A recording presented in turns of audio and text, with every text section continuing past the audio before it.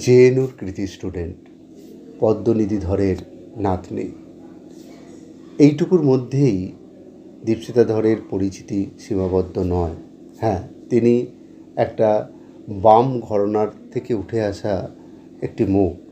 তবে এই মুহূর্তে তার সবথেকে বড় পরিচিতি বোধ হয় সিপিএমের সবচেয়ে কনিষ্ঠতম প্রার্থী। তিনি লোকসভা প্রথম লড়ছেন, এর আগে বিধানসভা লড়েছেন। বিধানসভায় তিনি হেরেছেন, তিনি তৃতীয় হয়েছিলেন। কিন্তু লোকসভা তার কাছে এখন প্রথম নির্বাচনে লড়া বলা যেতে পারে। আর সিপিএমের কনিষ্ঠতম প্রার্থী, সেদিনকে বিমান বসুও এই কথাটা উল্লেখ করেছেন। তাই এই দীপশিতা ধর শ্রীরামপুর লোকসভা কেন্দ্রে সিপিএম প্রার্থী, তিনি কতটা ফাইট দিতে পারবেন? তিনি কি এই কেন্দ্রটাকে জিতিয়ে আনতে পারবেন, নাকি তার সঙ্গে দ্বিতীয় তৃতীয় লড়াই হবে? তার জমিটা কতটা, এটা নিয়ে আজকে আলোচনা করব। আগে প্রথম আমরা যদি দেখি দীপশিতা ধর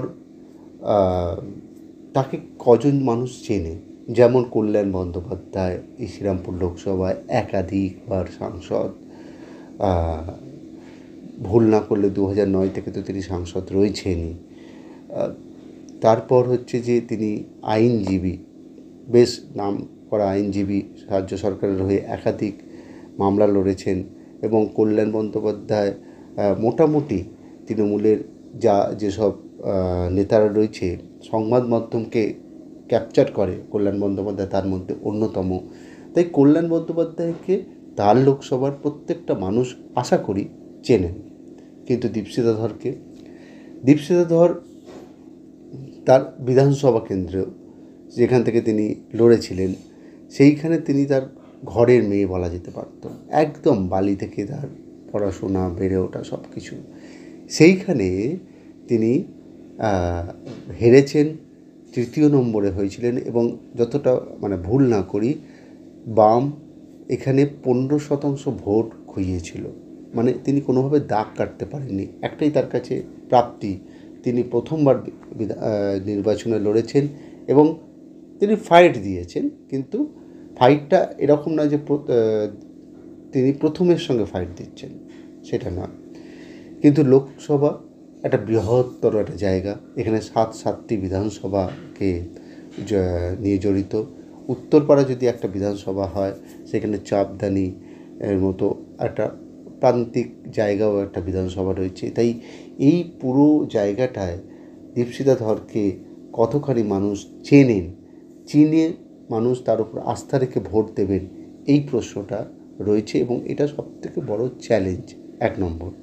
2 নম্বর চ্যালেঞ্জ, সিপিএম যে দলটি তিনি প্রতিনিধিত্ব করছেন, সিপিএম এই মুহূর্তে একদম ক্ষয়িষ্ণুর জায়গায় দাঁড়িয়ে সার্বিকভাবে পশ্চিমবঙ্গে শূন্য।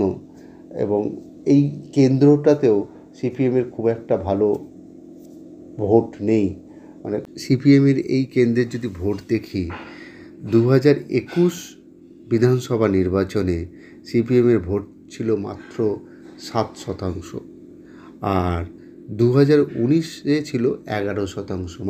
19-এ 11%, সেখান থেকে কোনোভাবে ভোট বাড়াতে পারেনি 21-এ, উল্টে ভোট খুইয়েছে।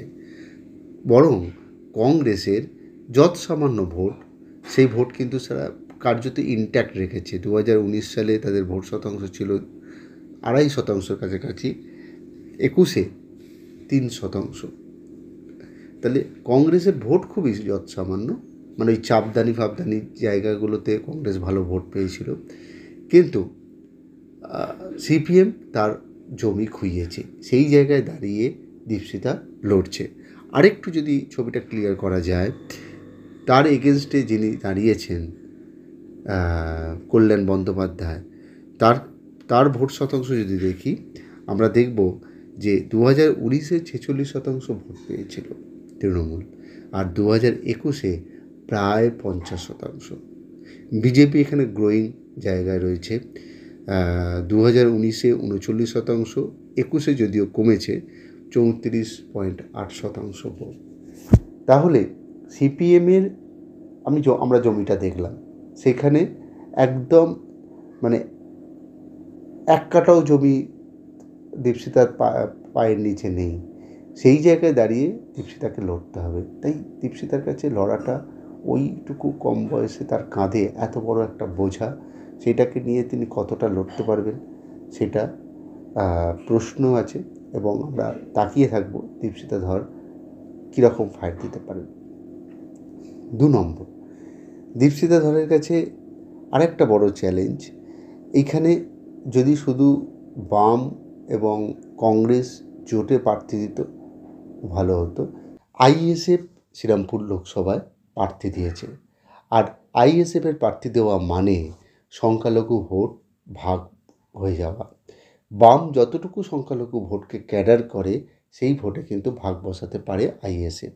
তৃণমূলের ভোটেও ভাগ বসাতে পারে আইএসএফ। সেই জায়গায় বিজেপি আর একটা ধাপ এগিয়ে যাবে। কিন্তু আমরা যেহেতু সিপিএম বা দীপশিতাকে নিয়ে আলোচনা করছি, তাই দীপশিতার কাছে একটা চ্যালেঞ্জ হয়ে দাঁড়াচ্ছে আইএসএফ। আমরা দেখেছিলাম যে 2021 সালে আইএসএফের সঙ্গে সমঝোতায় ছিল সিপিএম। সেই জায়গায় মানে অন্তত সিপিএম যে জায়গায় প্রার্থী দিয়েছিল, সেইখানে আইএসএফের অনুগামীরা বা তার যা ভোটার যদি কিছু থেকে থাকে, তারা সিপিএমকে সাহায্য করেছিল, কিন্তু এবারে সেটা হবে না। তাই এই জায়গাটা কিন্তু দীপশিতার কাছে বড় চ্যালেঞ্জ।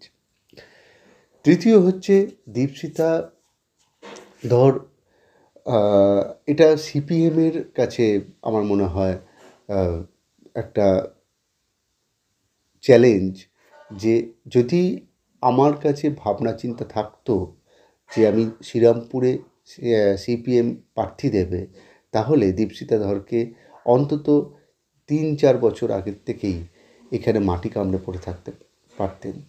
সিপিএমের সব জায়গার ক্ষেত্রে সিপিএমকে যদি উঠে আসতে হয়, মাটি কামড়ে পড়ে থাকতে হবে। তার ক্ষেত্রগুলোতে যারা প্রার্থী আগের থেকে নির্বাচন করে ফেলা ভালো, তবেই মানুষের সঙ্গে সেই প্রার্থীর একটা সম্পর্ক তৈরি হয়ে যায়। দীপশিতার ক্ষেত্রে কিন্তু এতটা কম সময়ের মধ্যে এত বড় লোকসভাকে কভার করা এবং বুথ ওয়াইজ একদম মানুষের সঙ্গে সম্পৃক্ত হওয়াটা কিন্তু দীপশিতার কাছে সত্যি বড় চ্যালেঞ্জ। এটা একটা বিষয়। দীপশিতার কাছে পজিটিভ দিক কী? দীপশিতার কাছে পজিটিভ দিক হচ্ছে ফুরফুরে একটা ইয়ং মুখ। এটা সবথেকে বড় পজিটিভ, যার মধ্যে এখনও পর্যন্ত দুর্নীতির কালিমা লিপ্ত হওয়ার মতো কোনো জায়গায় নেই। আরেকটা পজিটিভ দিক হচ্ছে কবির শঙ্করকে দাঁড় করানোর বিজেপির কার্যত ওই মানে কল্যাণ বন্দ্যোপাধ্যায় দাঁড়িয়েছে, তার এগেনস্টে প্রাক্তন জামাই, লড়াইটা একটা কাটা একটা অন্যভাবে লড়াই হবে। রাজনৈতিক লড়াইয়ের থেকে একটা মানে পারিবারিক দ্বন্দ্ব, বারবার পরিবারের কথা উঠে আসতে পারে, এই জায়গায় লড়াই। যেমন আমরা দেখেছি সুজাতা আর সৌমিত্রের লড়াই, এই দ্বন্দ্বটা একটা থাকতে পারে। যদিও কবির শঙ্কর এর আগেও ভোটে দাঁড়িয়েছেন,